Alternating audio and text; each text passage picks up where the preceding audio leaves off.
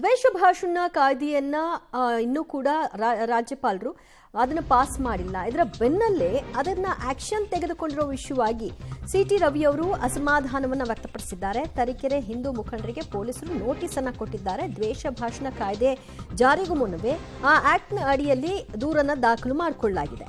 ಕಾಯ್ದೆ ಜಾರಿಗೆ ಬಂದಿಲ್ಲ, ಆದರೂ ನೋಟಿಸ್ ಅನ್ನು ಕೊಟ್ಟಿದ್ದಾರೆ. ಇದು ಹೇಗೆ ಸಾಧ್ಯ? ಅಷ್ಟೆಲ್ಲ ಮಾತನಾಡುವಂತಹ ಕಾನೂನನ್ನ ಅರಿವಿರ್ತಕ್ಕಂತಹ ಮುಖ್ಯಮಂತ್ರಿಗಳಿಗೆ ಇದರ ಮಾಹಿತಿ ಇಲ್ವಾ ಅಂತ ಪ್ರಶ್ನೆ ಮಾಡಿದ್ದಾರೆ ರವಿ. ಪಾಕ್ ಜಿಂದಾಬಾದ್ ಎನ್ನುವರಿಗೆ ನೋಟಿಸ್ ಕೊಡಲ್ಲ, ಅಕ್ರಮ ಬಾಂಗ್ಲಾದವರು ಬಂದು ಇಲ್ಲಿ ನೆಲೆ ಕಂಡುಕೊಂಡ್ರೂ ಕೂಡ ಅವರ ವಿರುದ್ಧ ಯಾವುದೇ ಕೇಸುಗಳನ್ನು ಹಾಕಲ್ಲ.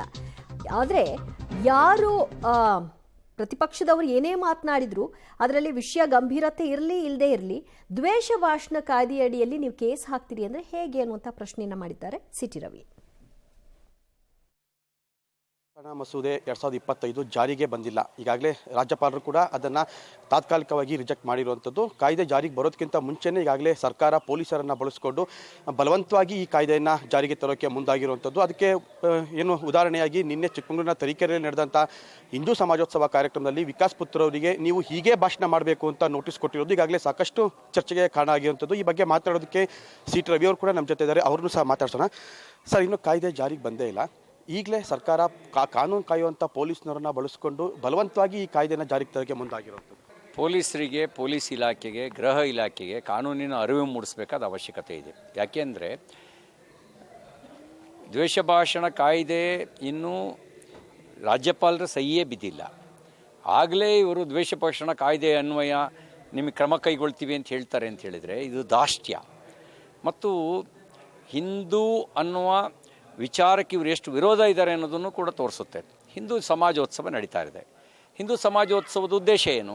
ರಾಷ್ಟ್ರೀಯ ಸ್ವಯಂ ಸೇವಕ ಸಂಘಕ್ಕೆ 100 ವರ್ಷ ತುಂಬಿರೋ ಹಿನ್ನೆಲೆಯಲ್ಲಿ ಅದು ಪಂಚ ಪರಿವರ್ತನೆಯ ಸೂತ್ರವನ್ನು ಇಟ್ಕೊಂಡು ಕೆಲಸ ಮಾಡ್ತಾಯಿದೆ. ಅಂದರೆ ಕುಟುಂಬದ ಮೌಲ್ಯಗಳು ಗಟ್ಟಿಯಾಗಬೇಕು, ನಮ್ಮ ಮಾತೃಭಾಷೆಗೆ ಬಳಕೆಗೆ ಹೆಚ್ಚು ಒತ್ತು ಕೊಡಬೇಕು, ಸ್ವಭಾಷ, ಸ್ವಭೂಷಣ, ಸ್ವಭೋಜನ, ಇದಕ್ಕೆ ಮೌಲ್ಯಗಳನ್ನು ತುಂಬುವಂಥ ಕೆಲಸ ಕುಟುಂಬದ ಮೂಲಕ ಆಗಬೇಕು ಅನ್ನೋದು ಒಂದಾದರೆ, ಇನ್ನೊಂದು ಪರಿಸರ ಸಂರಕ್ಷಣೆಗೋಸ್ಕರ ತಯಾರು ಮಾಡಬೇಕು. ಪರಿಸರ ಸಂರಕ್ಷಣೆ ಆಗದೇ ಇದ್ದರೆ ಭಾಳ ಕಷ್ಟ ಆಗುತ್ತೆ. ಭಾರತೀಯ ಚಿಂತನೆಯ ದೃಷ್ಟಿಯಲ್ಲಿ ಪರಿಸರವನ್ನು ನೋಡಬೇಕು ಅನ್ನೋದು ಎರಡನೇದಾದರೆ, ಮೂರನೇದು ಸಾಮರಸ್ಯ, ಈ ಜಾತೀಯತೆ, ಅಸ್ಪೃಶ್ಯತೆಗೆ ಅವಕಾಶ ಇಲ್ಲದೆ ಇರತಕ್ಕಂಥ ಸಾಮರಸ್ಯದ ಸಮಾಜವನ್ನು ನಿರ್ಮಾಣ ಆಗಬೇಕು ಅನ್ನೋದು ಮೂರನೇ ಸಂಗತಿ. ನಾಲ್ಕನೇ ನಾಗರಿಕ ಶಿಷ್ಟಾಚಾರ.